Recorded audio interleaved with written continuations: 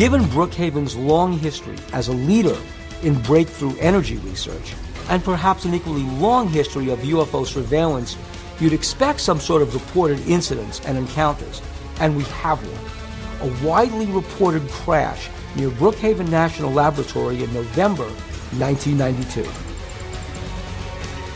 I'm Denise Gazowski. On the evening of November 24th, 1992, we saw a mysterious light up the entire sky. It was about 7 o'clock at night, and being November, it was full dark. And all of a sudden, it was lighter out than it is right now. After that, we noticed the lights in the surrounding area. The surrounding homes were out. There were some gentlemen standing out front, and they seemed to be pointing in the direction of South Haven Park. How long did the sky stay light? It was 10 seconds, maybe, a flash. Enough for you to go, what's going on? I actually said to my husband, they just bombed New York.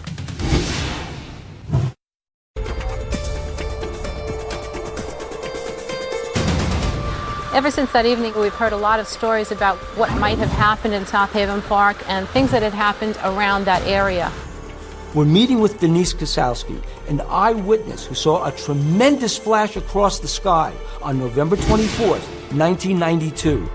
It was the same night that a UFO reportedly crashed in South Haven County Park, just 5 miles from Brookhaven National Laboratories.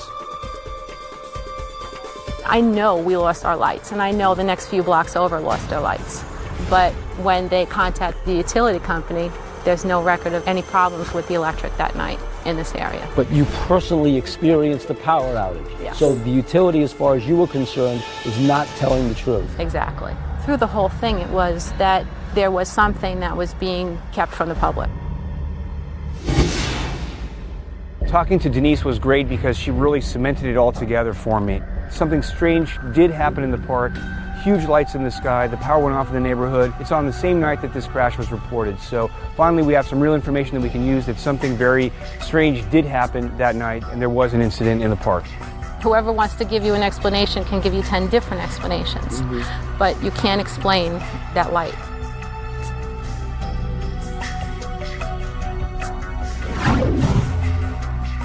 According to Denise and other witnesses, something emitted a huge flash in the sky in 1992.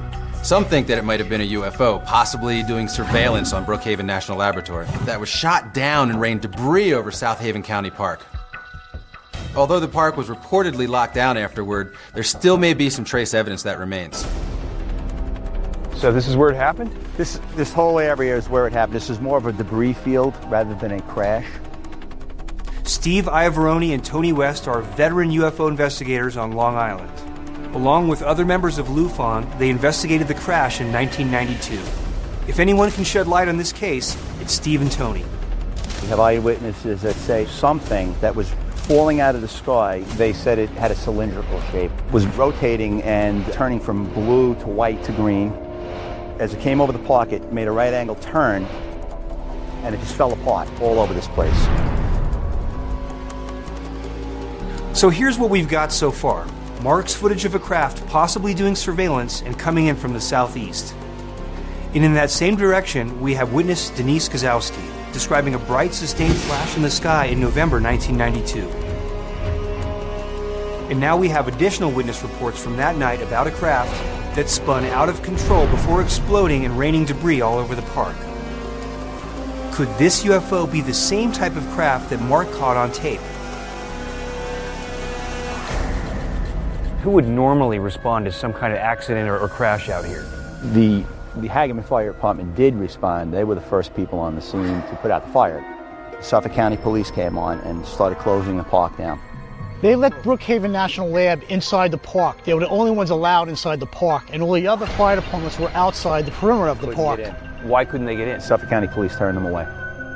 40 minutes approximately after that, these guys in black jumpsuits came over to the Suffolk County Police, told them to leave the area, and they left immediately. This is a huge twist in the story of what happened at South Haven Park that night. There's no reason a fire crew from Brookhaven National Laboratories should have had special access to the crash that night, but witnesses said they did. The witnesses described this debris was carried out on flatbed trucks that look like military trucks with a military kind of canvas wrapped around it. So with such a large debris field, how long would you estimate it would take to clean up the wreckage? Well, they did it in 2 days. Towards the end of the second day, they had to actually widen the roads to get the flatbeds in and to get the flatbeds out. So you mean they had construction crews actually widening the roads? We only know that from when we came back and we found that the roads were widening.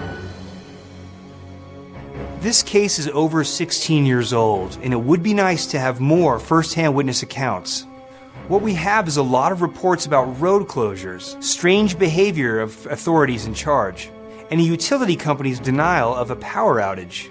I mean, is this a well-executed conspiracy or just a non-event? I think we have to keep digging. There was a fireman who actually was videotaping all of this activity. About a week and a half later, it was anonymously left in our mailbox. He doesn't want us to know who he is, but he feels that we should know about this. Okay, Steve, show us the video. Follow me.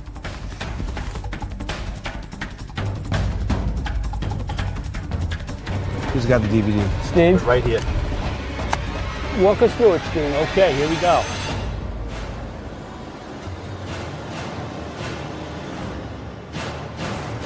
You see the big chunk of debris Yeah. right over there on fire? Mm-hmm. And you see how the cameraman is zooming in on it?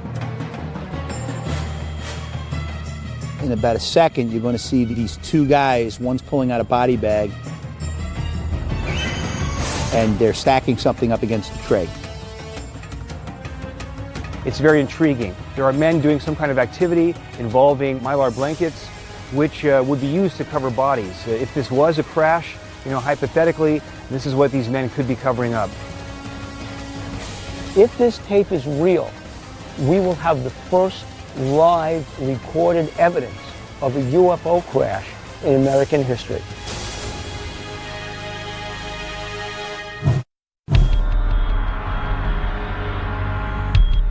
The videotape of the supposed UFO crash response was anonymously dropped in the mailbox belonging to UFO investigators.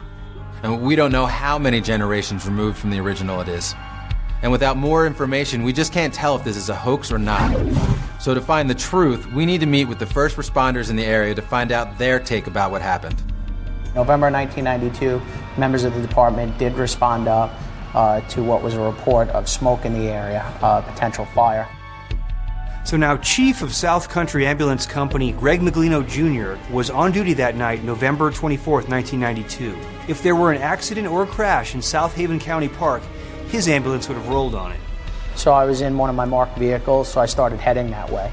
It was determined by either the Park Police or the Suffolk County Police Department, who have jurisdiction over there, that it was just simply some campers that were there later in the year. So someone announced over the radio that there was no need for any other units to show up. We weren't specifically told to go away. Once we heard that it was the campgrounds, we released ourselves. I mean, this is not a scenic national park or anything. It's a county park in the suburbs of Long Island on a weeknight in November, with nighttime temperatures in the 30s. Not exactly the time or place to attract a lot of campers. Now, if there had been some kind of a hazmat incident or an incident involving nuclear materials, who would roll on that? In 1992, that would either be the Suffolk County Emergency Services Unit back then, Brookhaven National Lab. Why would Brookhaven be a facility that would respond to any kind of nuclear accident and be in charge of the decontamination? Brookhaven National Lab has had a small reactor that they've used for many years for testing, and their firefighters and fire department are explicitly trained in responding to radiological emergencies. We need to go to ground zero in this case, and that's Brookhaven National Laboratories itself. We've gained special access to the laboratory grounds to meet with one of Brookhaven's leading scientists.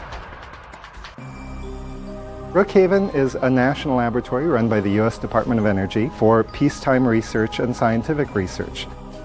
Todd Sadagata is an accelerator physicist and the leader of the Physics Accelerator Operations Analyst Group at the Collider Accelerator Department in Brookhaven. We are investigating a lot of UFO activity that took place right here on the edge of Long Island.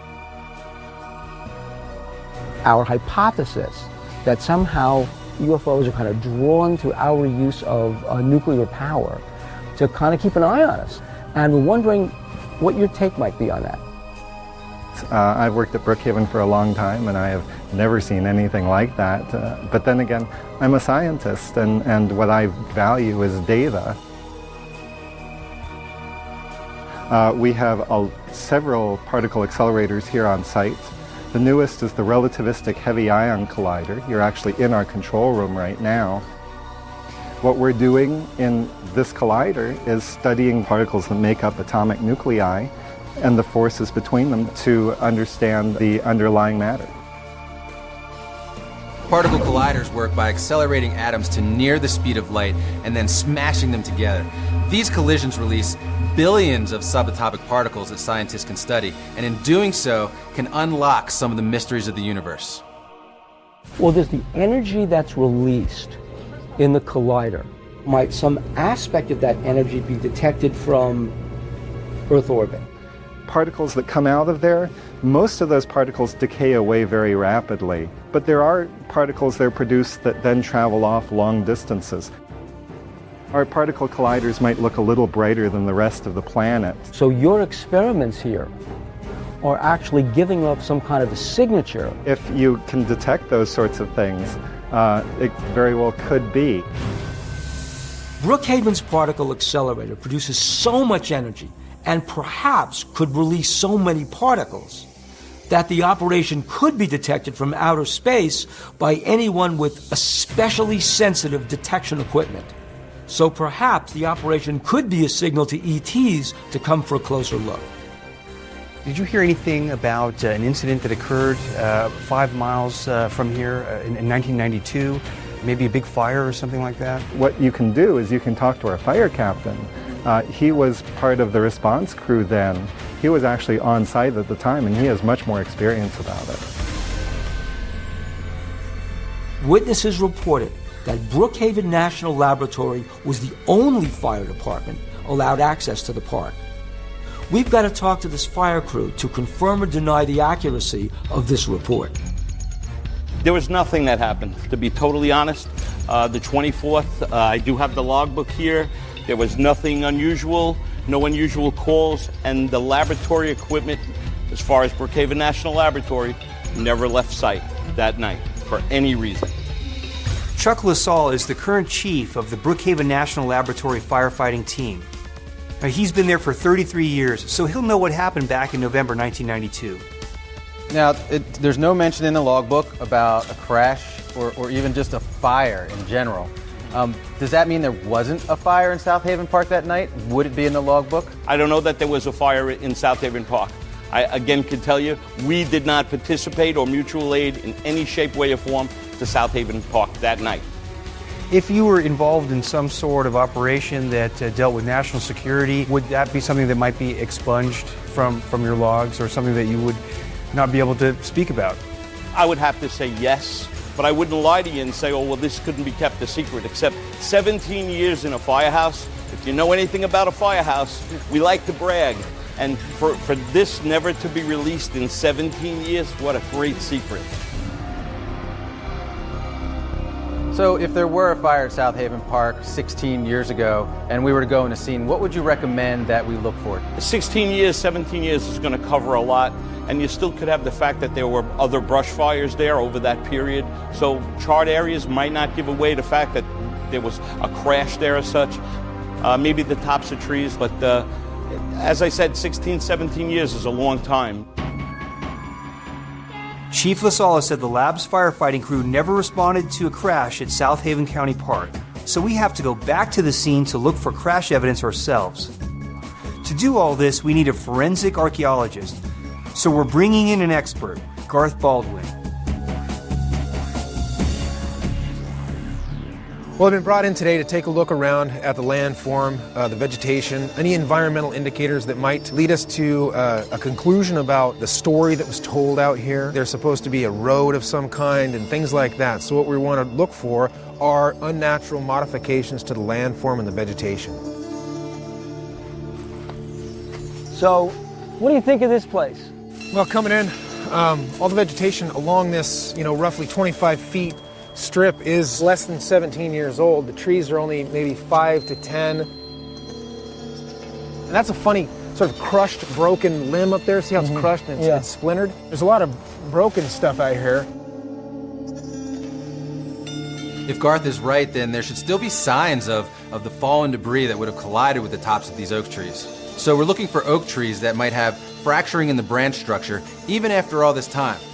As for the road, Tony and Steve told us that the UFO debris removal crew had to fortify the dirt road for all the flatbed trucks moving in and out of the park. We're looking for signs of that road. And it's interesting that on either side of this strip of the forest, there are stands of oak trees that are from 18 to 40 feet tall. But in the middle of the strip, there are younger, smaller trees, only 6 feet tall. This bears a closer look. What would explain a clearing like this amidst the denseness of places like that? Well, something definitely cleared out everything through here, and not a fire. I mean, that wouldn't explain it because there'd be stumps. There's nothing in here. It could be a road.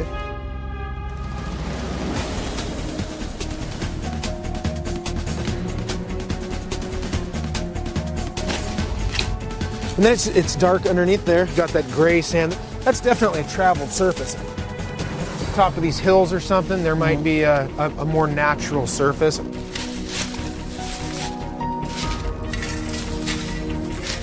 Oh, it's a lot softer. A lot softer. So there's your differential compaction right there. Garth has shown that the soil in the supposed location of the fortified dirt road is more compact and shows more signs of travel from soil samples taken nearby.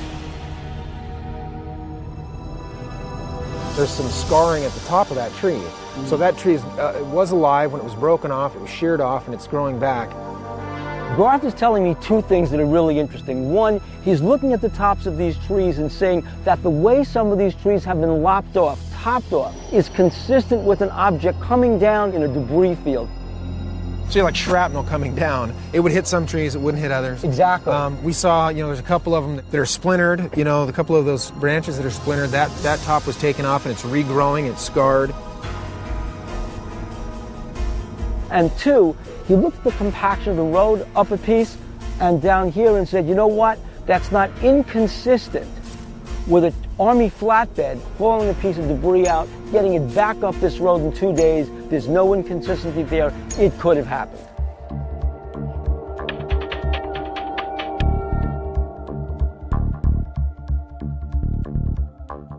What did you think of what we found on Long Island?